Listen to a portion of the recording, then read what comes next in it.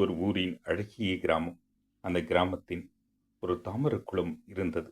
அடைந்து வளர்ந்த ஒரு ஆலமரமும் அம்மரத்தடியின் ஒரு விநாயகர் சிலையும் இருந்தது.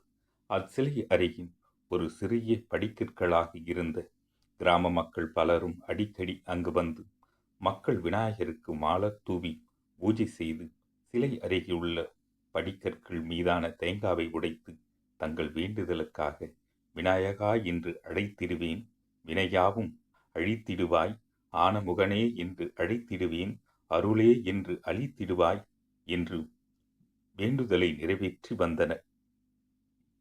படிக்கற்று தொடர்ந்து கண்டு வந்தபோது விநாயகர் சிலை மீது பொறாமை வந்தது. ஒரு நாள் சிலையோடு, நானும் ஒரு பாறாங்கல், நீயும் ஒரு பாறாங்கால் செய்யப்பட்டிருக்கிறாய். ஆனால் மக்கள் என்னை உதாசீனப்படுத்தி தேங்காவை என் படிக்கட்டின் மீது உடைத்து ஒடுங்கி வருகிறார்கள். ஆனால் உன்னை வணங்குகிறார்கள். இது என்ன நியாயமா என்று கேட்டது. விநாயகர் சிலை சொன்னது, நானும் உனக்கு முன்பு உருவமில்லாத பாறாங்கல்லாகத்தான் இருந்தேன்.